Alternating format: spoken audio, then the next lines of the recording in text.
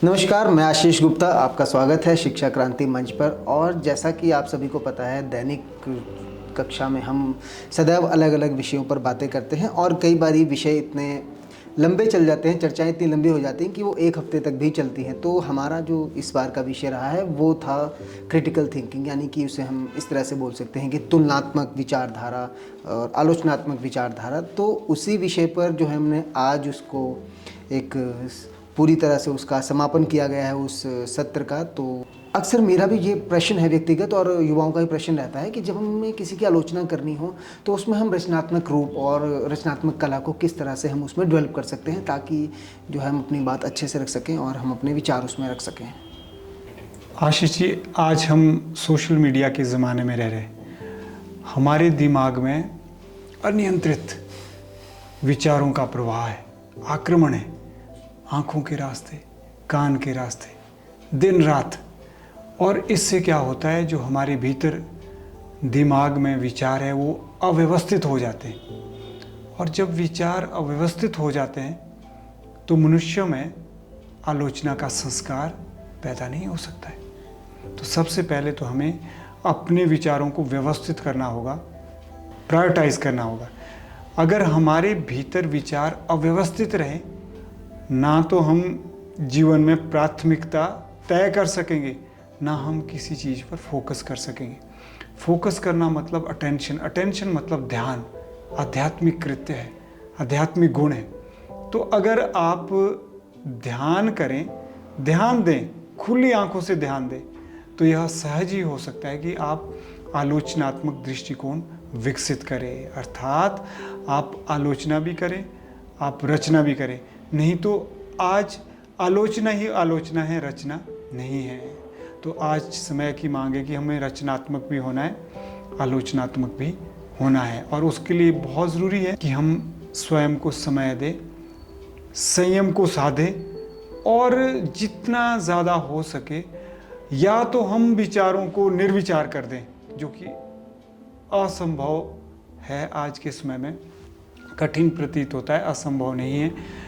निर्विचार होना अभ्यास कर सकते हैं। या फिर जो हमारे भीतर विचारों का ऊहापोह है, अनियंत्रित अव्यवस्थित विचार है, उनको संस्कार दें, उनको आकार दें।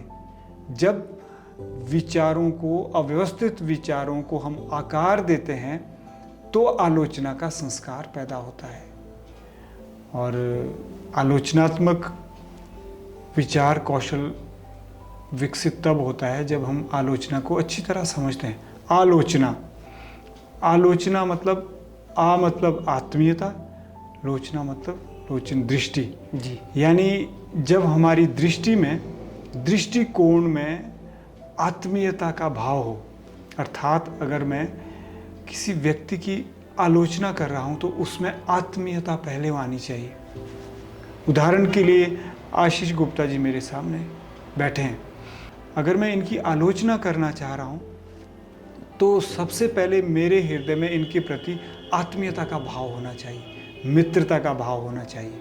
अर्थात अगर एक अवगुण मैंने गुप्ता जी का बताना है तो मुझे 3 गुण गुप्ता जी में पता होने चाहिए। तो हमें कोशिश कहाँ से करनी होगी, हमें संप्रेषण कला सीखनी होगी। हमें जो विचार हमारे हैं उन्हें एक आकार देना होगा, सुंदर आकार देना होगा, अर्थात संस्कार आलोचना का पैदा करना होगा। तो मैं यही चाहूँगा, जो आपने पूछा है कि सभी युवाओं का यह प्रश्न रहता है, तो मैं सबसे यही चाहूँगा कि आप अपने लिए समय दें। अगर आपको किसी अदृश्य शक्ति पर विश्वास नहीं है तब भी आप आंखें बंद करके लंबे लंबे सांस लें और देखें कि मेरे विचार कहाँ जा रहे हैं, क्या ये व्यवस्थित हैं, या तो आप उनको सुंदर आकार दें या फिर निर्विचार बन जाए। यह अभ्यास प्रतिदिन करें 5 से 7 मिनट तक। आप धीरे धीरे पाएंगे कि शांति आपके भीतर पैदा हो रही है, विकसित हो रही है। और जब आप शांत हो जाएंगे, निर्मल हो जाएंगे, तो निर्मलता, स्वच्छता से, ध्यान से, फोकस से, कंसंट्रेशन से, प्रायोरिटी से, प्राथमिकता से यह काम कर सकते हैं। वरना तो जिसे आप सुनते हैं, जिन्हें आप देखते हैं, जिनके साथ आप रहते हैं, वो व्यवहार एक्सटर्नल स्टिमुलाई जिसको बोलते हैं, यानी बाहर की उत्तेजना के रूप में हमारे दृष्टिकोण को बदलता रहता है। लेकिन अगर हम थोड़ा सा भी अपनी ऊर्जा का भीतर की ओर रुख करते हैं तो भीतर से वह संस्कार स्वतः ही पैदा होने लगता है। ऐसा मेरा मानना है और ऐसी मेरी अनुभूति है। आलोचनात्मक दृष्टिकोण किस तरह से विकसित किया जाए, प्रश्न उठता है जी, और उसमें रचना किस प्रकार से लाई जाए? प्रश्न उठता है कि आलोचनात्मक दृष्टिकोण किस तरह से विकसित किया जाए और उसमें रचना का समावेश किस प्रकार से किया जाए। तो वह संभव है कला के माध्यम से, वह संभव है क्रिएटिव कम्युनिकेशन के माध्यम से। एक कहानी के माध्यम से मैं कहना चाहूँगा कि एक बार एक राजा होते हैं, वो युद्ध में एक आंख और एक टांग गंवा देते हैं, अर्थात वह एक आंख से अंधे और एक टांग से लंगड़े हो जाते हैं। और उनके मन में एक दिन विचार आता है कि क्यों ना मेरी पोर्ट्रेट बनाई जाए, मेरा चित्र बनाया जाए और मुझे हूबहू दिखाया जाए जैसा मैं हूँ, पर उस चित्र में कोई कमी नहीं रहनी चाहिए। वो पोर्ट्रेट ऐसा होना चाहिए और जो भी कोई वो चित्रकार मेरे ऐसे चित्र को बनाएगा उसे सम्मानित किया जाएगा। क्या बात है। अगर कोई पेंटर पोर्ट्रेट बना रहा है और उसमें कमी रह गई तो उसे दंडित किया जाएगा। जी। तो बहुत सारे चित्रकार आए, राजा को देखकर चुपचाप चले गए, लेकिन एक चित्रकार थे, उन्होंने चुनौती स्वीकार कर ली। उन्होंने कहा कि बिल्कुल मैं राजा का चित्र बनाऊंगा और बहुत सुंदर चित्र बनाऊंगा, यथारूप उनको चित्रित करूंगा। और थोड़े ही समय में उन्होंने राजा का चित्र बना दिया, पोर्ट्रेट बना दिया, जिसको अंग्रेजी में हम कहते हैं कि ब्रेथ टेकिंग पोर्ट्रेट बना जी। और जब दरबार में वो चित्र दिखाया गया तो his masterpiece met with loud applause, तालियों की गड़गड़ाहट से दरबार गूंज उठा। तो आप देखेंगे कि उस चित्रकार ने किस तरह से चित्र बनाया। उस चित्रकार ने अपनी आलोचनात्मक शक्ति का प्रयोग किया, यानी आलोचना के साथ साथ रचना का भी प्रयोग किया। वो इस प्रकार से किया जिस प्रकार से हम कहते हैं कि क्रिटिकल स्किल ऑफ थिंकिंग का प्रयोग किया। अब आप देखें कि राजा को किस तरह से उन्होंने पेंट किया।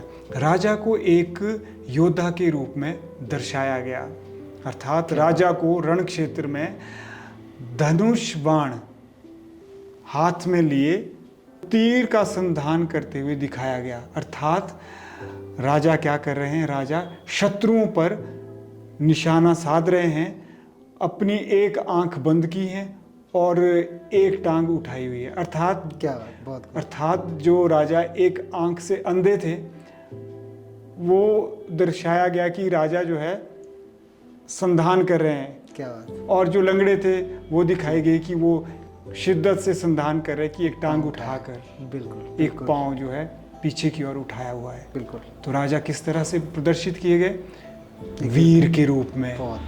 अब आप देख लीजिए कि चित्रकार ने राजा की कमियों को भी बता दिया और साथ साथ खूबियों को भी दर्शा दिया।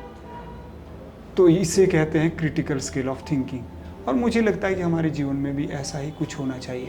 उदाहरण के लिए जब हम अपनी ही आलोचना करते हैं कि आज के समय में हम बड़े बड़े आध्यात्मिक प्रवक्ता, बड़े बड़े भाषण देने वाले, हम इतने ज़्यादा बड़ी बड़ी बातें करते हैं, तो हमें आलोचना करनी चाहिए कि क्या हमारा उच्चारण ही है कि आचरण भी है। जी। तो हम तो दूसरों को नहीं कहते, हम तो ये कहते हैं कि हमारा जितना ऊंचा उच्चारण है उतना ही अच्छा आचरण भी होना चाहिए। हम अपनी ही आलोचना करते हैं, हम दूसरों को नहीं कहते हैं। तो हम आलोचना भी करते हैं और रचना भी करते हैं। बहुत खूब कहा सर आपने कि हमें जो है अपने जो भी हम एकत्रित करते हैं, जो भी हम देखते हैं, जो भी डेटा हम देखकर, सुनकर, बोलकर जो एकत्र कर रहे हैं अपने जीवन में, उसे व्यवस्थित करना बहुत ही आवश्यक है। क्योंकि आजकल के जीवन में जो जिस तरह का हमारा आजकल जीवन है, जो हमारी जीवन शैली है, काफ़ी अव्यवस्थित है। कहीं से भी कुछ भी सुना, कुछ भी बोला और देखा, उसे तुरंत उस पर प्रतिक्रिया कर देना आजकल का एक प्रचलन बन गया है। और तो मैं अपने युवाओं से भी यही कहना चाहूँगा, जो भी हमें सुनते हैं या जो भी मेरे समकक्षी भी हमारे कक्षा में विद्यार्थी आते हैं, उनसे भी यही कहूँगा कि जो भी आप सुनते हैं, देखते हैं, उस पर समझ कर उसे व्यवस्थित कर कर ही अपनी प्रतिक्रिया दें, ताकि आपका स्वयं का जीवन भी सरल होगा और आप जब किसी की आलोचना करेंगे तो आपके अंदर जो है, आपके उन विचारों के अंदर आत्मीयता भी आएगी और रचना भी आएगी। तो यहीं पर मैं अपने प्रश्नों को विराम दूंगा और आपसे फिर से अगले सत्र में एक नए विचार पर, नए प्रश्न पर बात करेंगे। तब तक के लिए जय हिंद, जय भारत, जय विश्व।